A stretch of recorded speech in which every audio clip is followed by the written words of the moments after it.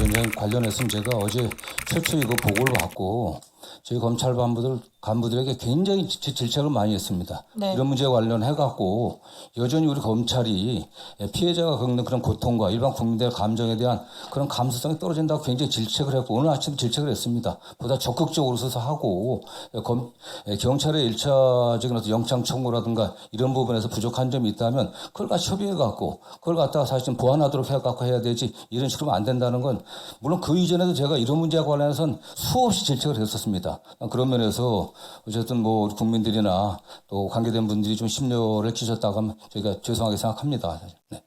예, 그래서 김동완 의원님 질의에 그렇게 답변해 주시면 좋을 것 같습니다. 예. 네, 다음은 우리 김용민 의원님 질의해 주십시오. 네, 법무부 장관님. 네네. 방금 뭐 말씀 잘 해주셨습니다. 저도 저희 법사위원들이 관련 사건에 대한 보고를 대부분 받으셨어요. 그래서 영장에 대한 내용들을 좀 들여다 보셨는데, 영장 청구 내용을 보면은 다른 피해자 존재 가능성에 대한 내용들이 매우 구체적으로 나옵니다. 좀 전에 그 존경하는 김동완 의원도 말씀하셨고, 말씀 안 하신 부분 중에 그런 내용도 있어요. 누구를 소개해주면 소개비를 얼마를 주겠다까지 나옵니다. 그런 것은 아동 성착취, 아동 성매매에 대한 구체적인 증거가 명확하게 객관적인 증거가 영장 청구에 다 들어있었던 것이거든요. 그런데 그것을 그러니까 다른 피해자가 특정되지 않았다는 취지로 기각을 했단 말이에요. 그러니까 영장 청구와 기각이 불일치예요, 내용이. 실제 보니까 경찰에 한번 PPT 볼까요? 경찰에서 이런 사건들을 수사할 때 수사 매뉴얼에 이런 내용이 있습니다. 아동 청소년의 성을 사는 행위와 관련된 수사 매뉴얼인데 본건 피해자를 대상으로 한 해당 피해자를 대상으로 한 여러 가지를 하고 그것 이외에 본건 외에 추가 피해자가 있었는지도 최대한 확인. 이게 기본입니다. 기본. 이게 기본 수사 방식이기 때문에 이 사건을 수사했던 수사관도 자기가 이런 관련된 사건을 굉장히 수년째 했는데 이런 방식의 별건이라고 하면서 영장을 기각한 걸 처음 봤답니다. 매우 이례적으로 기각한 것이에요. 그래서 장관님께서도 지금 아직 뭐 제대로 보고를 안 받으셨다고 말씀하셨으니까 오늘 저희한테 충분히 얘기 들으시고 언론 보도 보시고 돌아가셔서 보고 받으신 다음에 이 사건의 문제점에 대해서 명확하게 한번 인식을 해주실 필요가 있습니다. 네, 뭐 필요하다면 뭐 감찰도 해보고요. 어쨌든 이 관련해서는 어떤 네. 적정한 판단이었는지 제가 상세히 살펴보겠습니다. 그렇게 해주시면 좋겠습니다. 자, 그리고 또 중요한 게 있어요. 장관님 방금 말씀하신 것처럼 이게 증거가 빨리 그러면 압수영장 다시 신청해서 하면 되지 않겠냐라고 말씀하셨는데 압수수색의 필요성에 대해서도 장관님께서도 뭐 지금까지 상황 보면 인정하시는 것 같긴 합니다만 이게 휘발성 증거이지 않습니까? 통신사에서는 매일매일 증거가 없어져요. 보존기간 1년 때문에. 이때 검사가 할 수 있는 게 있습니다.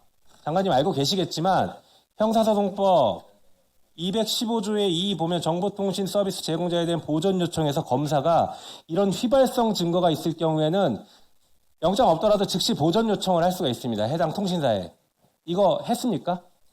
혹시 확인 지금 되시나요? 뒤에?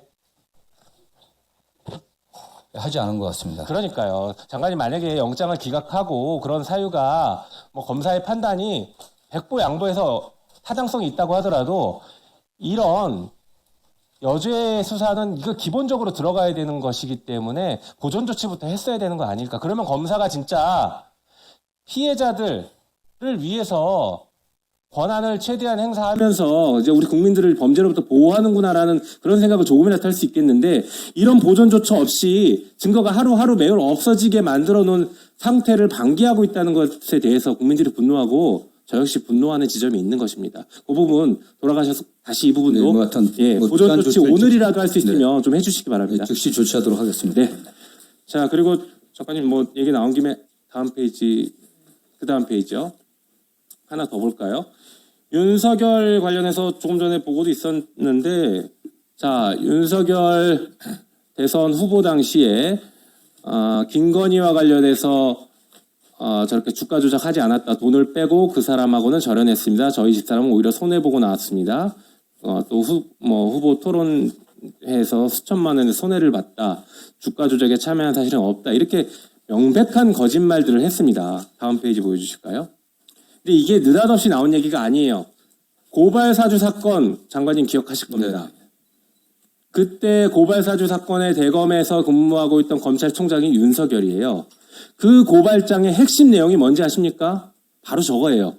고발장에는 사실 김건희는 불법적인 주가 조작에 관여한 사실이 전혀 없다. 윤석열이 저걸 저렇게 받아내고 싶었어요.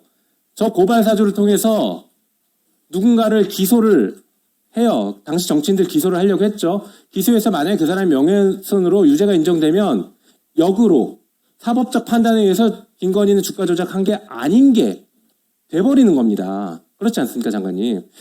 그러니 이 고발사주 사건과 지금 일맥상통하게 연결돼서 검찰이 아직까지도 불기소해야 된다는 입장을 유지하고 있는 거라고 저는 보고 있습니다. 장관님, 이 고발사주 사건이 위원장님 1분만 더 주시면 마무리하겠습니다. 예, 1분만 더 주십시오. 고발사주 사건이 안타깝게도 법원에서 무죄가 되긴 했지만 무죄를 선고했던 항소심에서도 이 정황에 대해서 윤석열과 그다음에 김웅을 통해서 전달이 됐던 것에 대해서 강한 의심을 하고는 있어요. 예, 잘 알고 있습니다. 그렇죠. 그러면 검찰 내부에 이게 어떻게 됐는지를 한번 확인해 보셔야 됩니다. 오히려 이 사건을 폭로했던 조성은 씨에 대해서는 검찰이 엄청나게 네. 폭력적인 수사를 하고 조사를 하고 협박까지 했고 그게 아직까지도 지금 반성을 하지 않고 있는 이런 상황이 벌어지고 있는 상태에서 이것까지마저 지금 또 불기소하겠다고 이러고 하고 있습니다. 이거 어느 국민이 납득하겠습니까? 마지막 페이지 보여주실까요? 자, 보시면 곧 대법원에서 다음 페이지요. 대법원에서 선고가 있긴 하겠지만 항소심 다음 페이지요. 항소심에서 더 없군요. 네, 항소심에서 김건희에 대해서 유죄 인정해서 징역 4년 선고되지 않았습니까? 주가 조작 인정한 겁니다. 그런데 왜 검찰은 그것과 다른 판단을 하는 겁니까? 지금 다른 판단을 하는 것이 마치 대법원에게 압력을 넣는 것처럼 보여요. 주가 조작 없었다라고 빨리 대법원이 무죄 선고해라, 파기 환송해라 이렇게 압력 넣는 것처럼 보입니다. 그래서 장관이 한번 입장을. 예, 어쨌든 이게 뭐 최종적인 뭐 결정은 아닙니다. 일단 경찰과 검찰과의 그 협의 과정에서 일단 검찰의 의견을 낸 것 같은데 저도 요거에 대한 뭐 결론적인 보고만 받았을 때 이게 과연 이게 적절한 건지 어떤 저 개인적인 의견을 낸 바 있습니다. 다만 정결 의원님 말씀하신 것처럼 그 고발사주 사건부터 저도 내막을 좀 어느 정도 알고 있지 않겠습니까? 그냥 지켜본 사람이기 때문에 윤석열 대통령이 그 불법적인 비상기업을 일으킬 때 가장 큰 동기 중에 하나가 도이치모터 주가조사 김건희 특검 냈을 때 그게 드러나는 거, 그거에 대한 염려였다고 하는 그런 얘기도 있습니다. 그렇기 때문에 충분히 이 점에 관련해서는 일단 뭐 최종적인 건 아니지만은 어떤 이런 의견이 난 거에 대해서는 저도 좀 더 저희가 좀 면밀하게 봤어야 되지 않겠나는 이런 아쉬움이 있고요. 다만 이제 경찰과 협의 과정이 있기 때문에 또 최종적인 의견을 저희들이 밝히는 과정에 있어서 또 송치돼 오더라도 또 기소 여부를 결정해야 되지 않겠습니까? 보다 면밀히 보도록 하겠습니다. 네.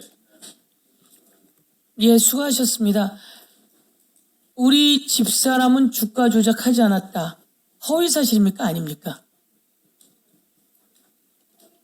윤석열이 우리 집사람은 주가 조작하지 않았다.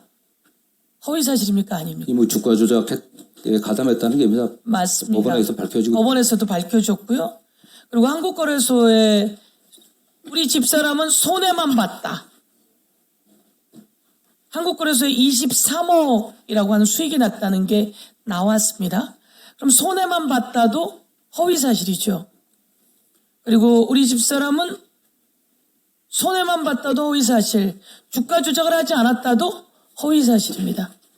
너무나 명백한 온 세상이 나온 허위 사실인데, 그래서 경찰이 그것을 혐의 의견 있음으로 송치했는데, 이것을 송치 의견인데 혐의 없다고 한다면 이럴 때 검사가 왜 그러지? 이렇게 저희는 생각하지 않을 수가 없습니다. 그렇지 않습니까? 네, 어쨌든 이게 뭐 사건이 여전히 수사 중에 있습니다. 저희들이 네. 제가 뭐 직접적인 관여를 할 수는 없지만 좀 신중하고 면밀히 보게 하도록 좀 그런 의견 전달하도록 하겠습니다. 네. 정의롭게 봐야 합니다. 정의롭게. 모든 국민에게 공평하게. 이게 어느 언론을 통해서 나왔기 때문에 저희가 알았지 그렇지 않으면 몰랐을 겁니다. 왜 정의롭게 하지 않고 공평하게 하지 않는가라고 검사들에게 묻습니다. 그래서 그것을 다시 한번 말씀드리고요.